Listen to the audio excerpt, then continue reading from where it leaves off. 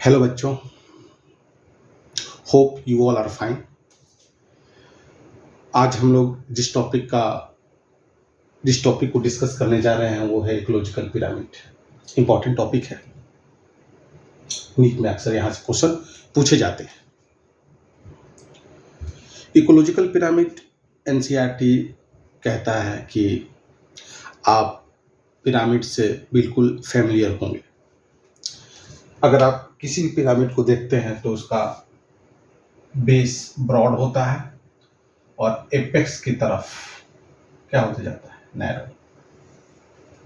तो हमेशा बेस क्या होता है, ब्रॉड, और एपेक्स क्या होता है, नैरो। इसी को बोलते हैं पिरामिड। बट हम लोग पढ़ना है इकोलॉजिकल पिरामिड क्या होता है। Ecological pyramid is a graphical representation of ecological parameter at different trophic level in an ecosystem. यह है डेफिनेशन है इकोलॉजिकल पिरामिड का। इसे हम समझेंगे डिटेल में।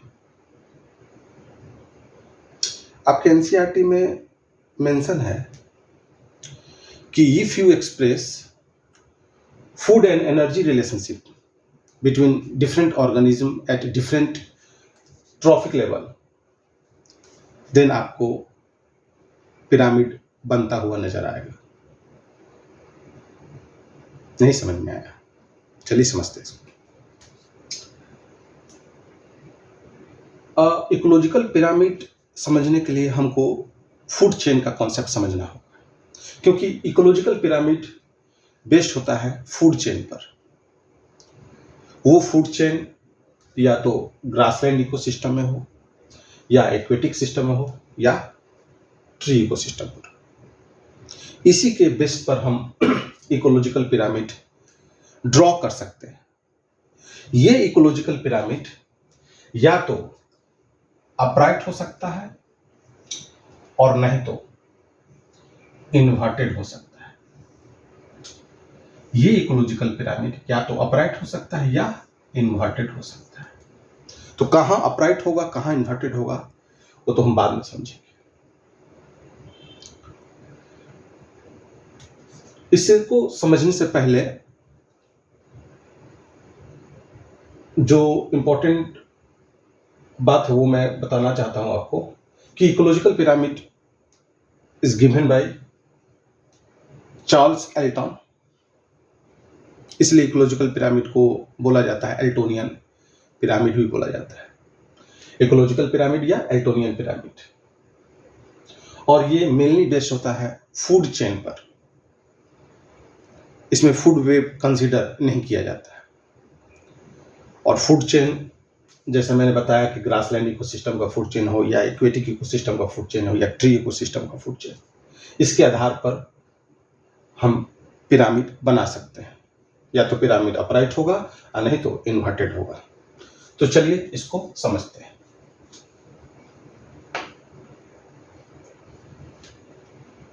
बेसिकली पिरामिड 3 तरह के होते हैं: pyramid of number, pyramid of biomass and pyramid of energy.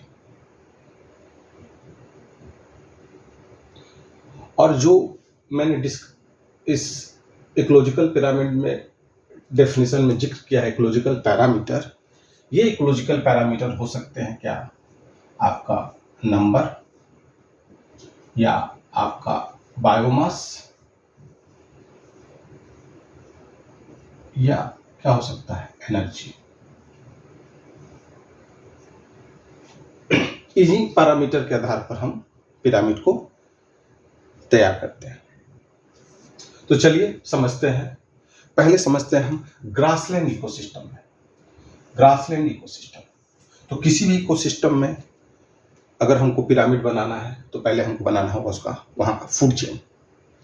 तो एक एग्जांपल है, एग्जांपल देकर आपको मैं समझाना चाहूंगा कि ग्रासलैंड इकोसिस्टम है।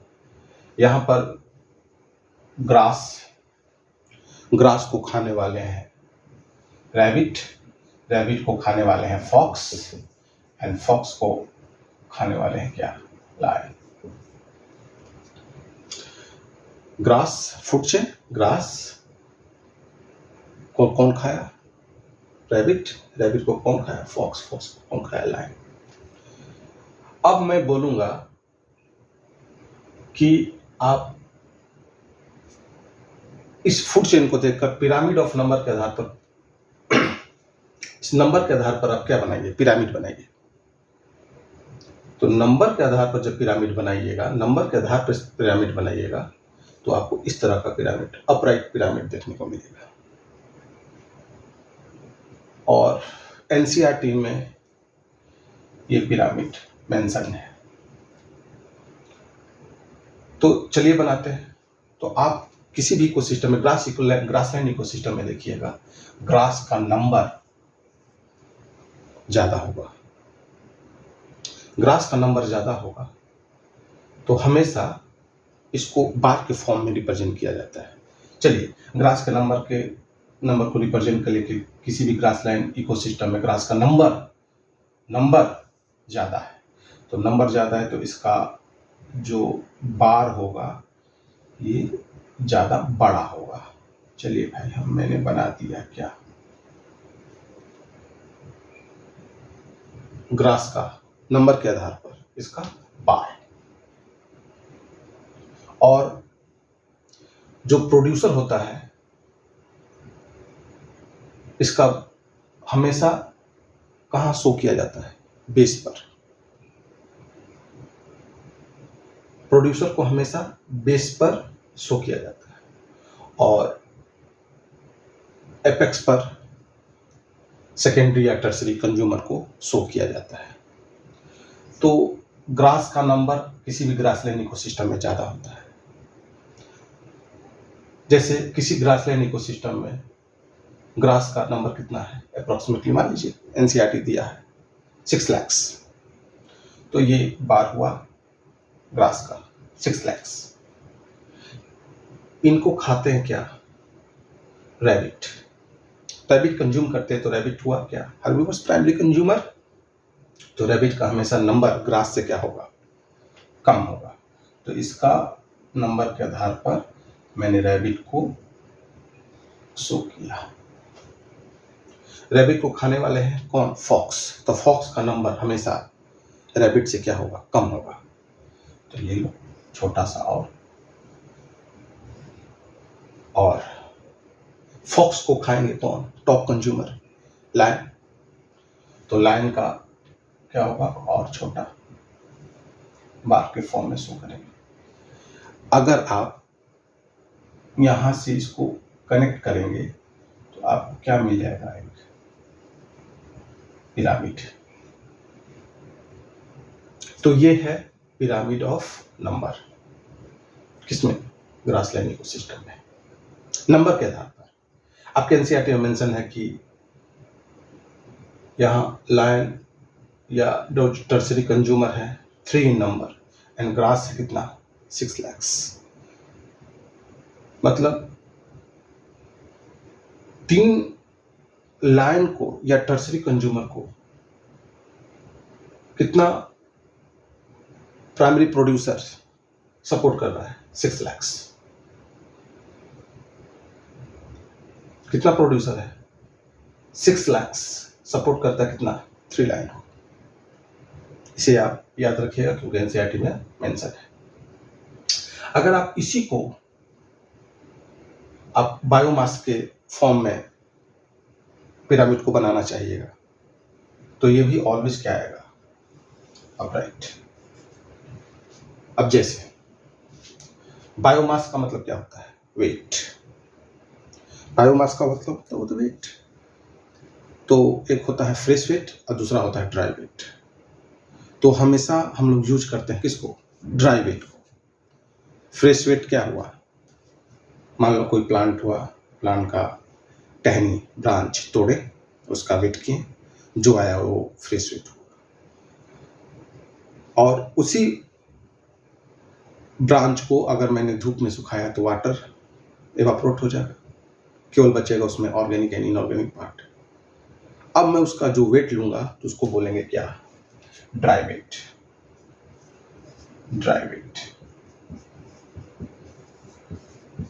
तो हमेशा ड्राई वेट का यूज किया जाता है बायोमास का पिरामिड बनाने के लिए। तो बायोमास का मतलब वेट हुआ। चलो फॉर एग्जांपल एक समझाते हैं क्या, कि ग्रास को जो 6 लाख था उसको आप वेट करो और लायन को वेट करो, तो 6 लाख ग्रासेस है, इसका वेट हमेशा क्या आएगा, बहुत ज्यादा। तो उसके नाम अगर आधार पर आप बार बनाते हो तो बार हमेशा क्या आएगा, बड़ा। बायोमास के आधार जो प्रोड्यूसर्स है, प्लांट है, हमेशा क्या आएगा, बड़ा। बायोमास के आधार पर रैबिट का बायोमास नंबर कम, तो बायोमास कम, लीजिए बायोमास कम। फॉक्स का बायोमास रैबिट से कम, और लायन का बायोमास सबसे कम, क्योंकि नंबर में भी क्या है, सबसे कम है। ये ग्रास हुआ, ये रैबिट हुआ, और ये हुआ फॉक्स, और ये हुआ लायन। तो बायोमास के आधार पर अगर आप पिरामिड बनाते हो तो कैसा आता है, अपराइट।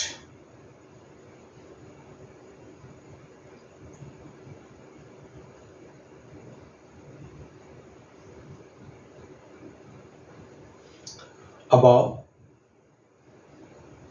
हम समझते हैं इसको क्या, इक्वेटिक इकोसिस्टम। एनर्जी को बाद में समझेंगे, आइए इक्वेटिक इकोसिस्टम। इक्वेटिक इकोसिस्टम में हम बनाते हैं क्या, फूड चेन, हमेशा बनाएंगे फूड चेन। फूड चेन के आधार पर ही पिरामिड बनेगा। तो चलिए हम फूड चेन बनाते हैं इक्वेटिक इकोसिस्टम के आधार पर, कि ये हुआ फाइटोप्लैंक्टन्स, ये इसको खाएंगे कौन, जूप्लैंक्टन्स, फिर स्मॉल फिश, और फिर इसको खाएंगे large fish. Phytoplanktons, zooplanktons, small fish and large fish. Aquatic ecosystem में भी, इक्वेटिक इकोसिस्टम जैसे लेक हो गया, पॉन्ड्स हो गया, सी हो गया, इक्वेटिक इकोसिस्टम। यहां पर फूड चेन के आधार पर, फूड चेन अगर देखोगे तो फाइटोप्लैंक्टन्स को कौन खाता है, जूप्लैंक्टन्स को कौन खाता है, स्मॉल फिश को कौन खाता है, लार्ज फिश। तो यहाँ नंबर के आधार पर अगर पिरामिड बनाना चाहो, पिरामिड ऑफ नंबर बनाना चाहो इक्वेटिक इकोसिस्टम में, तो यह हमेशा क्या आएगा, अपराइट। जैसे नंबर के आधार पर फाइटोप्लैंक्टन्स का नंबर हमेशा क्या होगा, ज्यादा, तो बार साइज भी क्या आएगा, बड़ा। फाइटोप्लैंक्टन को कौन खा रहे हैं, जूप्लैंक्टन्स, तो जूप्लैंक्टन्स हमेशा क्या होंगे, फाइटोप्लैंक्टन्स कम होंगे नंबर में, तो नंबर में जूप्लैंक्टन्स कम। जूप्लैंक्टन को कौन खाते हैं, स्मॉल फिश का नंबर क्या रहेगा, कम। और स्मॉल फिश को खा रहे हैं लार्ज फिश, तो लार्ज फिश का नंबर भी क्या होगा, स्मॉल फिश से कम। इसका बार साइज क्या होगा, सबसे छोटा। तो ये हुआ क्या, अपराइट।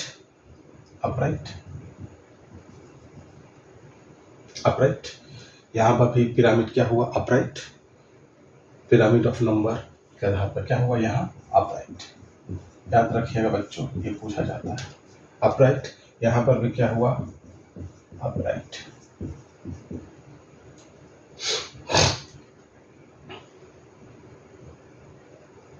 लेकिन आप अगर पिरामिड ऑफ बायोमास बनाना चाहोगे इक्वेटिक इकोसिस्टम का, तो क्या आएगा, इन्वर्टेड आएगा, इंपॉर्टेंट है।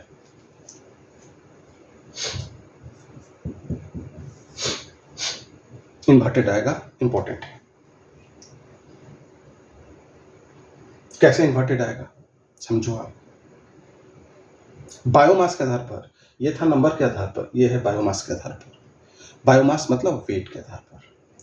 फाइटोप्लैंक्टन्स क्या होते हैं, सिंगल सेलुलर ऑर्गेनिज्म होते हैं, सिंगल सेल के बने होते हैं फाइटोप्लैंक्टन्स। अब फाइटोप्लैंक्टन्स माइक्रो ऑर्गेनिज्म है, आंख से दिखाई नहीं देंगे, तो इनका बायोमास ये कितने भी नंबर में कम ज्यादा हो, लेकिन बायोमास में क्या रहेंगे, हमेशा अगर बायोमास के आधार पर इनका बार बनाना चाहोगे तो हमेशा क्या आएगा, छोटा।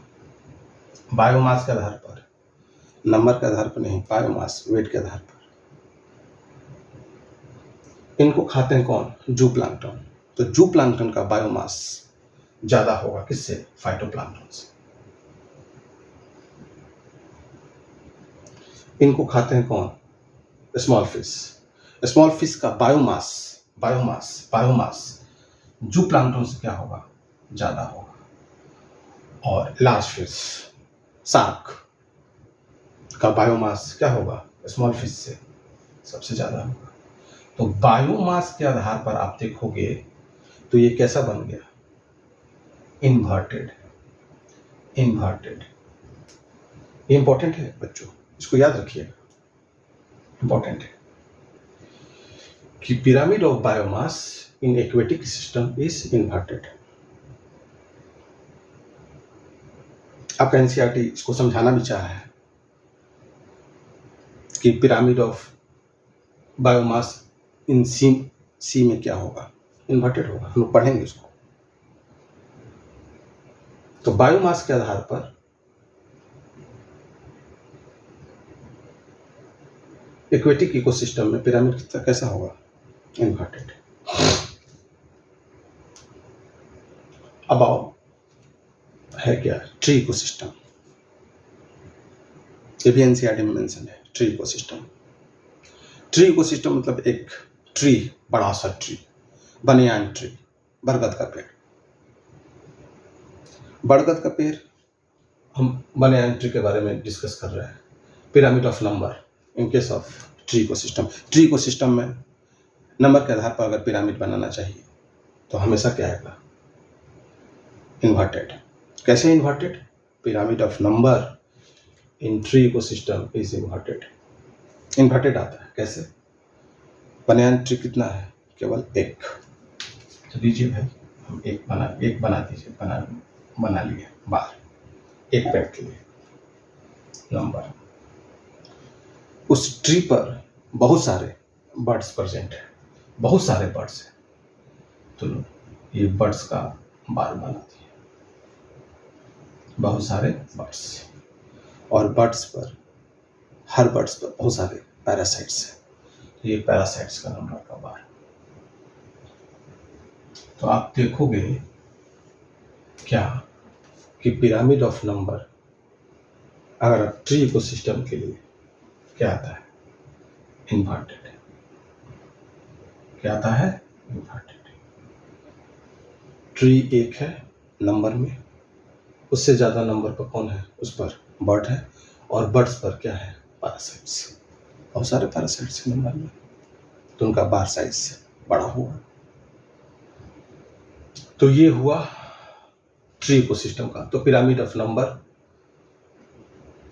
Number in grassland ecosystem upright, in aquatic system upright, लेकिन ट्री इकोसिस्टम में क्या आएगा, इन्वर्टेड। इंपॉर्टेंट है बच्चों, इन्वर्टेड।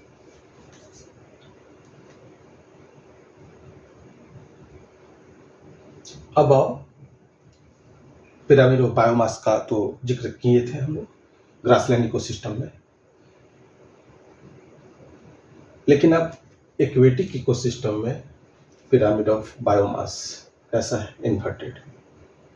हम डिस्कस कर चुके हैं इसको। मैंने बताया कि फाइटोप्लैंक्टन्स नंबर में तो ज्यादा है, लेकिन बायोमास वेट में कम है। जूप्लैंक्टन्स फाइटोप्लैंक्टन से बायोमास में ज्यादा है, इससे ज्यादा है स्मॉल फिश, सबसे ज्यादा है लार्ज फिश, शार्क। अगर आप पिरामिड ऑफ बायोमास बनाना चाहेंगे, pyramid of biomass in case of tree ecosystem, तो कैसा आएगा, अपराइट। Pyramid of biomass. अब चलो बायोमास के बारे में समझते हैं क्या है। मैं पूछा कि ट्री का बायोमास, बनियान ट्री का बायोमास। आप थोड़ा देर के लिए सोचो कि ट्री का बायोमास, बर्ड्स का बायोमास एंड पैरासाइट का बायोमास, किसका बायोमास सबसे ज्यादा है, ट्री का बायोमास सबसे ज्यादा। इसके बाद बर्ड्स का बायोमास उससे कम, बर्ड्स का तो कम होगा बायोमास वेट, एंड इस पर डिपेंडेंट है क्या, पैरासाइट्स, उसका बायोमास बर्ड से भी क्या कम,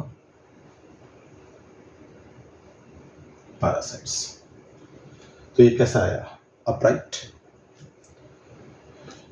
तो pyramid of biomass in case of tree ecosystem is upright,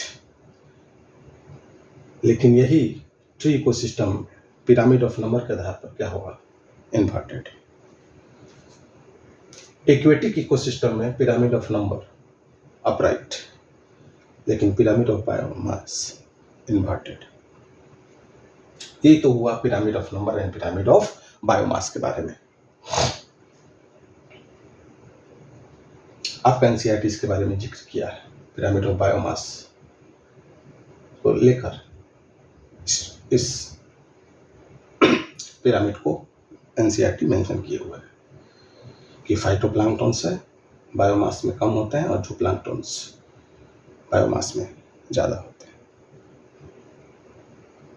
अब आइए हम लोग पढ़ते हैं pyramid of energy. Pyramid of energy is always upright, हमेशा अपराइट होगा किसी भी इकोसिस्टम में, इसका कोई भी एक्सेप्शन नहीं है। चलिए समझते हैं जो आपका एनसीईआरटी मेंशन किए हुए है। पिरामिड ऑफ इकोसिस्टम आप एनसीईआरटी निकाल सकते हैं। एनसीईआरटी में यही डायग्राम मेंशन है। पिरामिड ऑफ एनर्जी आपका एनसीईआरटी मेंशन है कि किए हुए कि sunlight for example 10 lakh joule sunlight energy produce कर रहा है, और इसको कौन लेता है, इसको सनलाइट को यूज करता है कौन, प्रोड्यूसर्स, प्लांट। तो सनलाइट का केवल 1% ही प्रोड्यूसर यूज कर पाता है, केवल 1%। याद रखिएगा बच्चों, ये इंपॉर्टेंट है, 1%। अब यहां से प्रोड्यूसर से जो ट्रांसफर होगा एनर्जी इज ऑलवेज कितना होगा, 10%। 10% एंड इसका 10%, इसको याद रखिएगा। यहां से 1% अप्लाई नहीं करना है, सनलाइट से प्लांट जितना भी एनपीपी होता है वो कितना होता है सनलाइट का, 1%। 1% ही प्लांट उसको यूज कर पाता है। तो फॉर एग्जांपल चलिए समझते हैं कि सनलाइट कितना है, 10 लाख जूल। तो 10 लाख जूल का 1% कौन यूज किया, प्रोड्यूसर्स। तो कितना हुआ 1%, 10 लाख का 10,000 जूल। इस 10,000 जूल का केवल 10% ही ट्रांसफर होगा नेक्स्ट ट्रॉफिक लेवल पर। तो इसका 10% कितना हुआ, 1000 प्राइमरी कंज्यूमर को मिला। प्राइमरी कंज्यूमर का केवल 10% ट्रांसफर होगा कौन, किसको, सेकेंडरी कंज्यूमर को। और सेकेंडरी कंज्यूमर को जब टर्सरी कंज्यूमर खाएगा तो इसका केवल 10% ट्रांसफर होगा किसको, टर्सरी कंज्यूमर को, मतलब केवल 10 जूल। यही कारण है बच्चों कि फूड चेन हमेशा क्या होता है, छोटा होता है। 3 to 5 ट्रॉफिक लेवल का ही बना होता है, इससे ज़्यादा नहीं, क्योंकि जो लास्ट में होगा उसको एनर्जी क्या मिलेगा, बहुत कम। इसलिए फूड चेन हम कभी भी बहुत ज़्यादा बड़ा लंबा नहीं होता। तो अगर आप पिरामिड ऑफ एनर्जी बनाना चाहोगे तो हमेशा क्या आएगा, ऑलवेज अपराइट।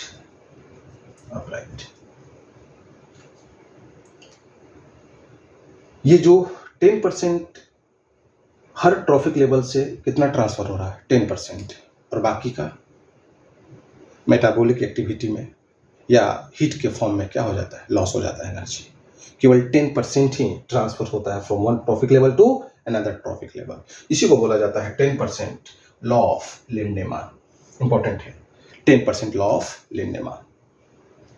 केवल 10% एनर्जी का ही ट्रांसफर हो सकता है from one trophic level to another trophic level. लेकिन सनलाइट से अगर प्रोड्यूसर सनलाइट का कितना 1% यूज करता है, कौन? प्रोड्यूसर। इसे आप ध्यान रखिएगा। यहाँ से 10% अप्लाई नहीं करना है, 10% यहाँ से अप्लाई करना है प्राइमरी कंज्यूमर से। तो ये हुआ बच्चों पिरामिड ऑफ एनर्जी। तो pyramid of number, grassland ecosystem में pyramid of number upright, aquatic ecosystem में भी अपराइट, ट्री इकोसिस्टम में इन्वर्टेड। कौन? Pyramid of number.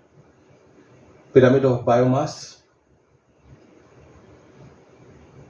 In grassland ecosystem upright, in aquatic ecosystem inverted, in tree ecosystem upright. और pyramid of energy तो always upright होता ही है। अब आइए हम लोग समझते हैं क्या है limitation of, drawback of ecological pyramid. क्या क्या लिमिटेशन है इकोलॉजिकल पिरामिड का? तो इकोलॉजिकल पिरामिड का जो आपके एनसीईआरटी में मेंशन है कि same species belonging to 2 or more trophic level can not be placed in a pyramid. Same species belonging to 2 or more trophic level can not be placed in a pyramid. जैसे समझते हैं इसको, sparrow. Sparrow किसी tree पर insects खा रहा है। जब स्पैरो इंसेक्ट्स खा रहा है तो आप लोगों को पढ़ा ही होगा कि स्पैरो इज अ प्रीडेटर। जब स्पैरो इंसेक्ट्स खा रहा है उसी समय स्पैरो सीड्स भी खा रहा होता है। जब सीड्स खा रहा होता है तो वो क्या है? Primary consumer. लेकिन जब वो इंसेक्ट्स खा रहा है तब वो क्या है? Secondary consumer. तो सेम स्पीसीज है लेकिन हम उसको शो नहीं कर सकते इकोलॉजिकल पिरामिड में। Same species belonging to 2 or more trophic level, 2 or more trophic level cannot be placed in a pyramid. For example, sparrow. इसको पढ़ेंगे एनसीईआरटी से।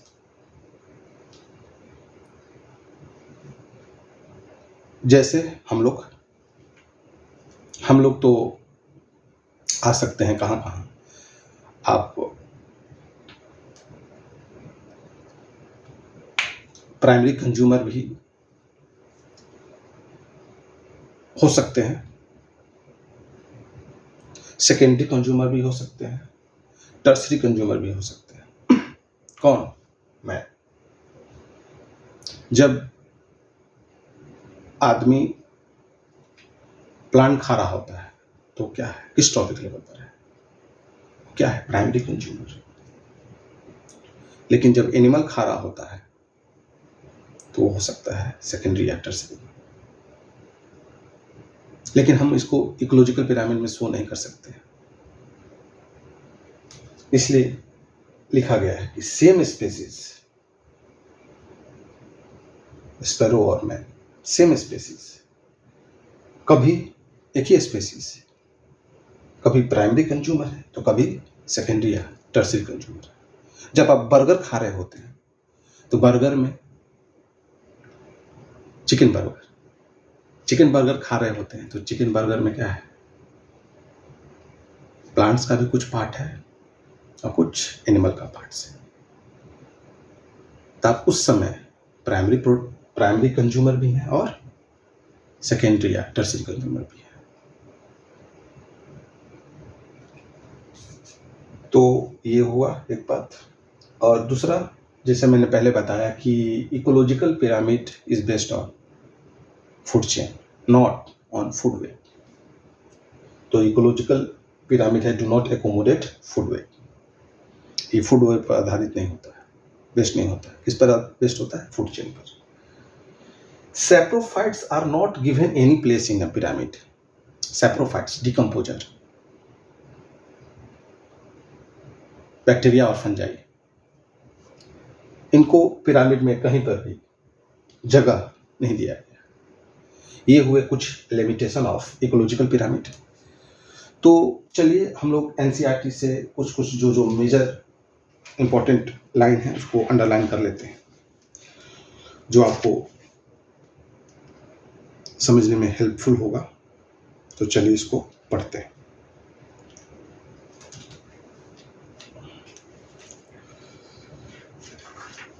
Ecological pyramid.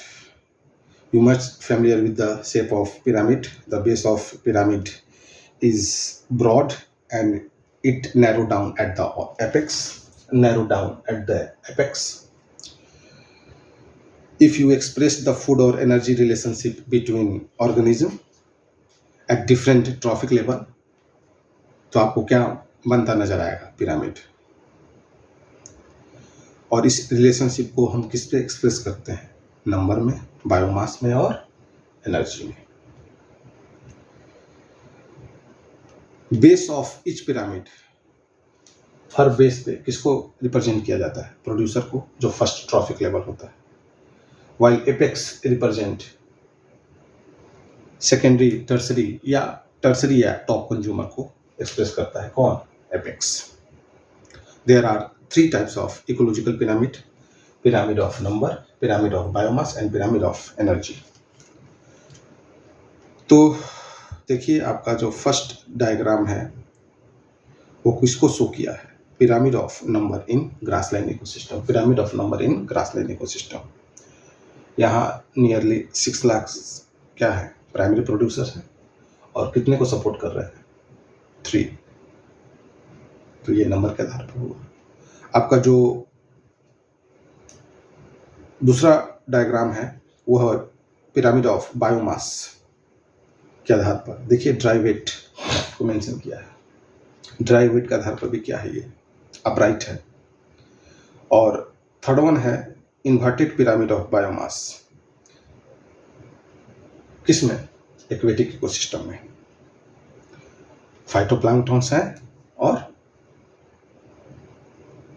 प्राइमरी प्रोड्यूसर या प्राइमरी उसमें कंज्यूमर दिए हुए हैं।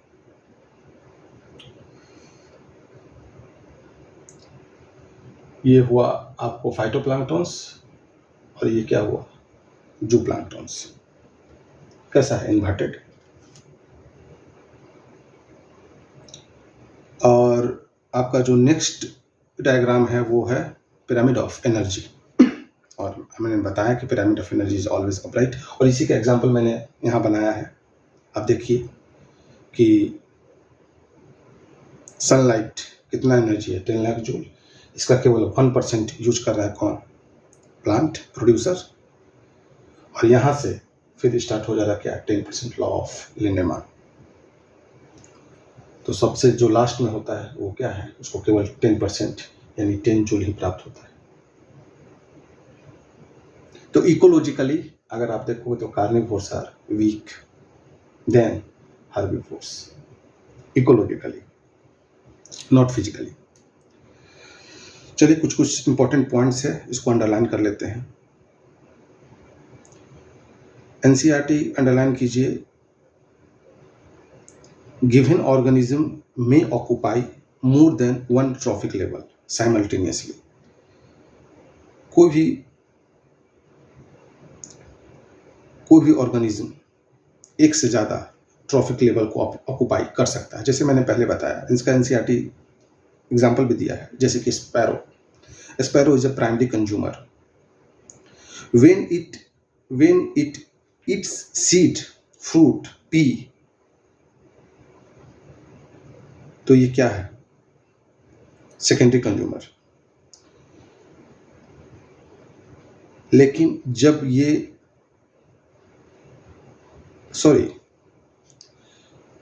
स्पैरो क्या है? Primary consumer.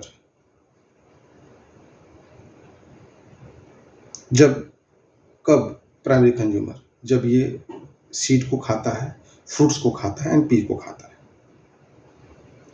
लेकिन हो जाता है क्या? Secondary consumer. कब? जब ये इंसेक्ट्स को या वर्म्स को खाएगा। मैंने पहले बताया कि स्पैरो एक ही समय पर दो ट्रॉफिक लेवल पर हो सकता है। जब प्लांट्स पार्ट्स को खाएगा तो प्राइमरी कंज्यूमर, लेकिन जब एनिमल या इंसेक्ट्स को खाएगा, वर्म्स को खाएगा, तो उसी समय क्या होगा?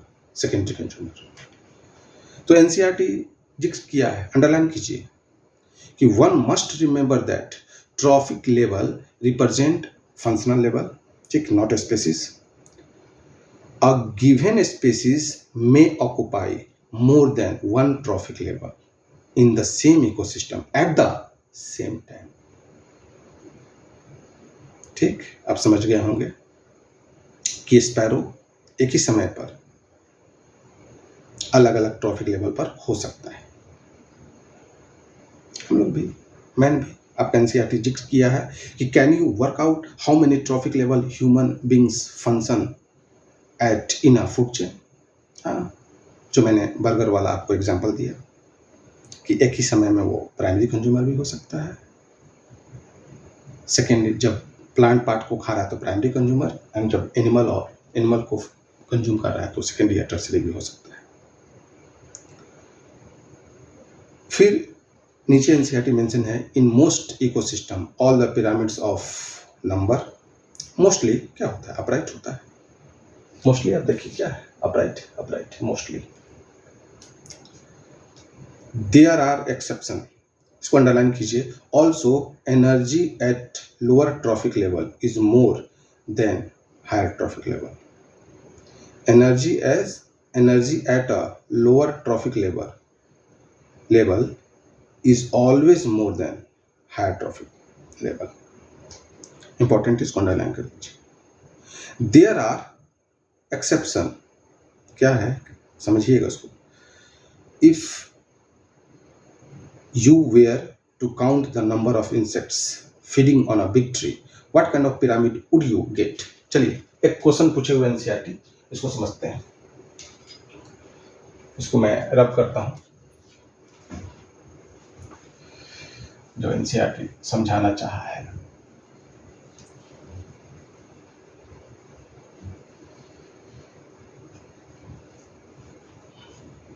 चलिए, एनसीईआरटी बोलता है कि नंबर के आधार पर आप पिरामिड बनाइए। नंबर के आधार पर आपको पिरामिड बनाना है। कब? जब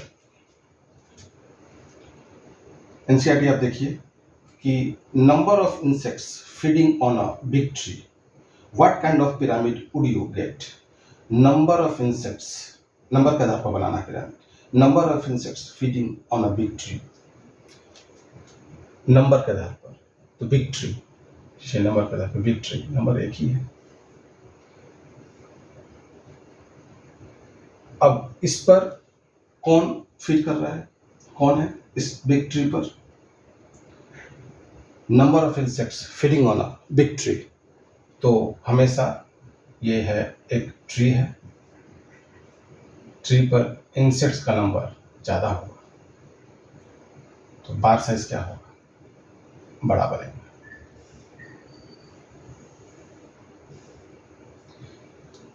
ये हुआ इंसेक्ट्स,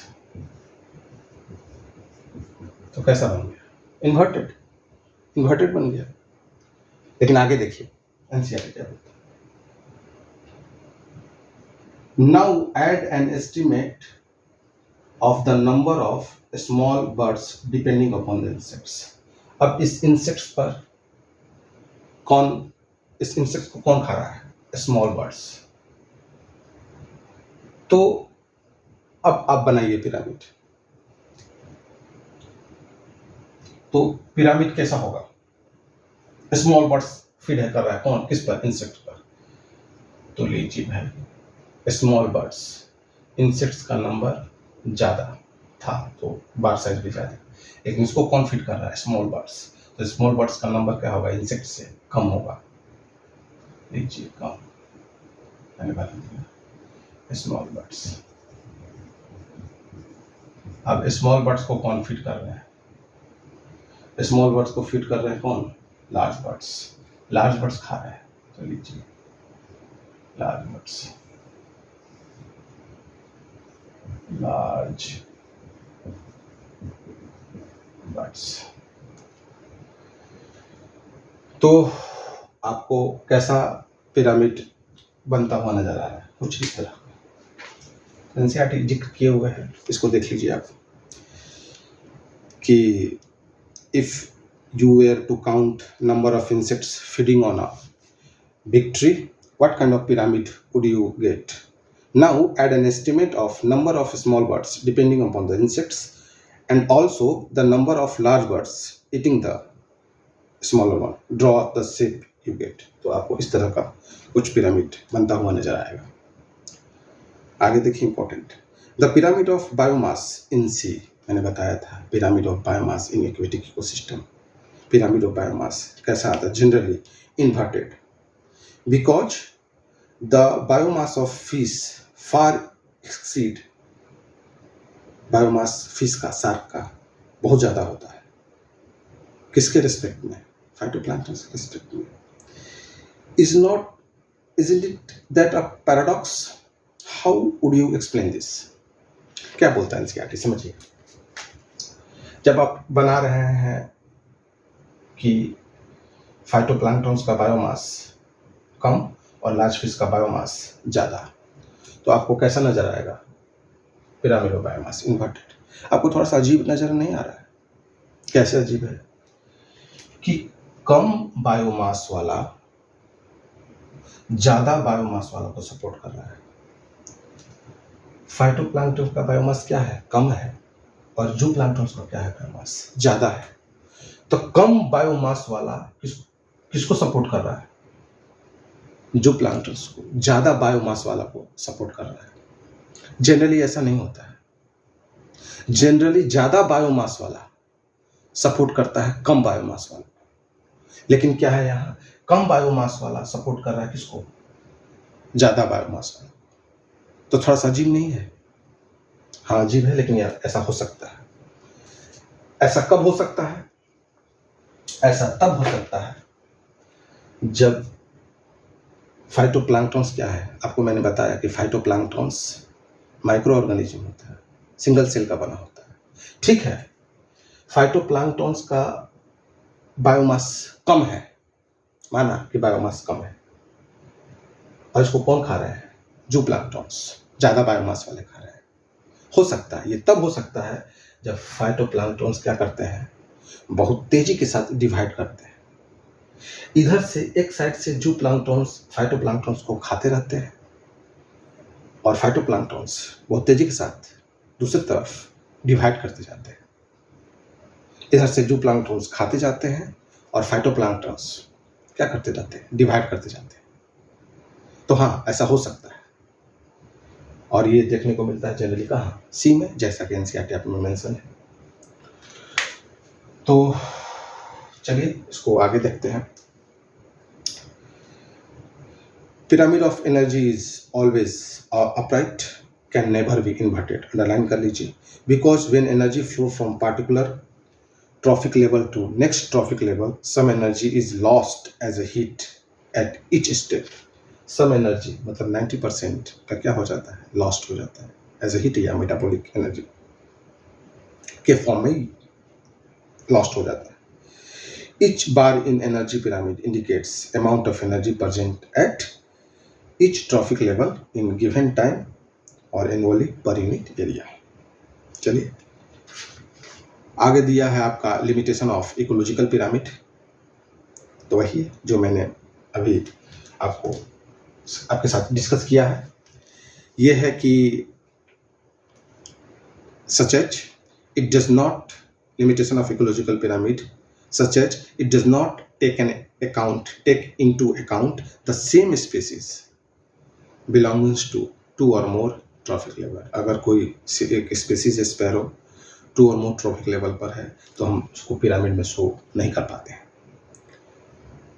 इकोलॉजिकल पिरामिड एज्यूम क्या करता है? केवल फूड चेन पर आधारित होता है। फूड वेब पर तो ये एकोमोडेट ही नहीं होता है, इसको बनाया ही नहीं जा सकता फूड चेन, फूड वेब का आधार पर। It does not accommodate a food web. फिर मैंने थर्ड वन बताया कि saprophytes are not given any place in ecological pyramid, do they play a vital role in ecosystem. तो ये हुआ बच्चों इकोलॉजिकल पिरामिड। होप आपको सारी चीजें समझ में आ गई हों। तो चलिए इसको आप देख लीजिए। Thank you.